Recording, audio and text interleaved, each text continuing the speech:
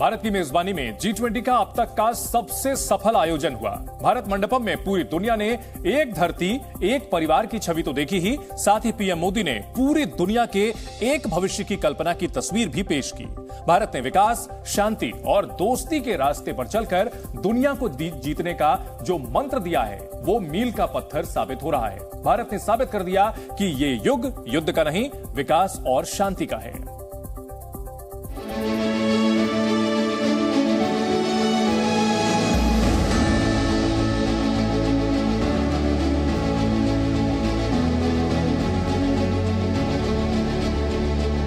स्वस्ति अस्तु विश्वस्य, यानी संपूर्ण विश्व में आशा और शांति का संचार हो। एक पृथ्वी, एक परिवार, एक भविष्य के मंत्र और वसुधैव कुटुंबकम के बड़े संदेश के साथ ही भारत में G20 समिट का सफल समापन हो गया। प्रधानमंत्री नरेंद्र मोदी ने अध्यक्षता का निशान ब्राजील को सौंप दिया।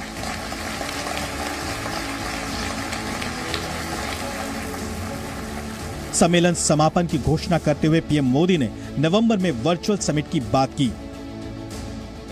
भारत के पास नवंबर तक G20 प्रेसिडेंसी की भी जिम्मेदारी है।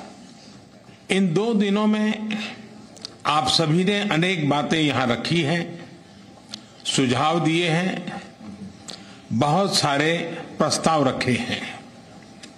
हमारी ये जिम्मेदारी है कि जो सुझाव आए हैं उनको भी एक बार फिर देखा जाए। मेरा प्रस्ताव है कि हम नवंबर के अंत में G20 का एक वर्चुअल सेशन और रखें।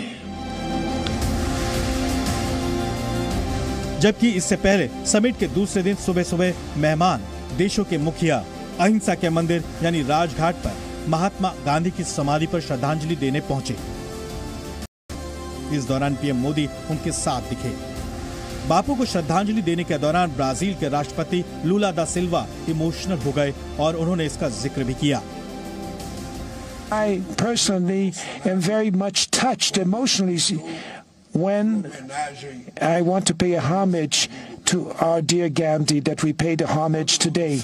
Everybody knows that in my political life, Mahatma Gandhi has great meaning because the struggle with non-violence was a role model that I followed for many decades when I was in the labor movement, and that's why I'm very much touched and emotional.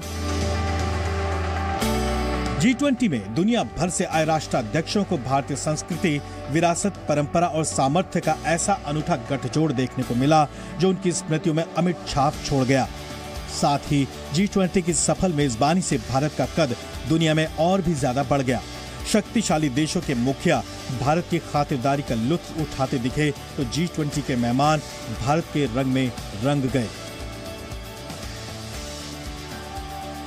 चर्चा ये हो रही है कि क्या G20 की सफल मेजबानी के बाद भारत के लिए दुनिया में और भी मौके खुल जाएंगे?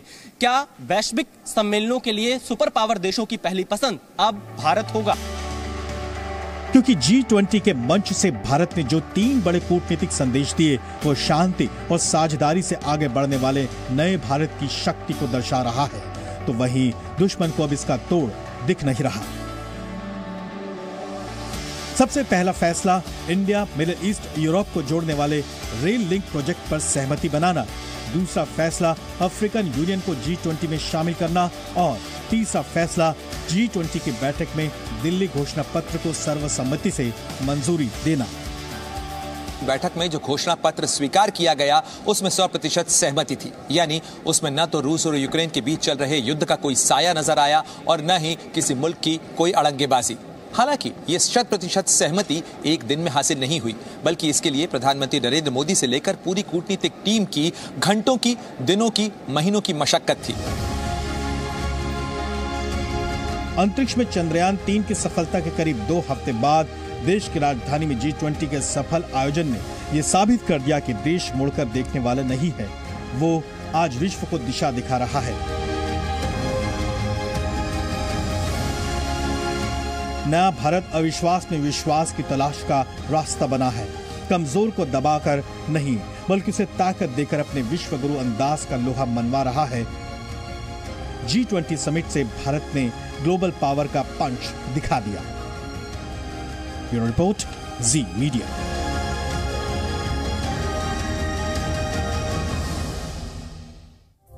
हमारे सहयोगी प्रणय उपाध्याय इस बड़ी खबर पर हमारे साथ जुड़ चुके हैं। प्रणय, क्या यह माना जाए कि भारत ने अपने सभी ऑब्जेक्टिव इस G20 मिशन में जो रखे थे वो हासिल कर लिए हैं?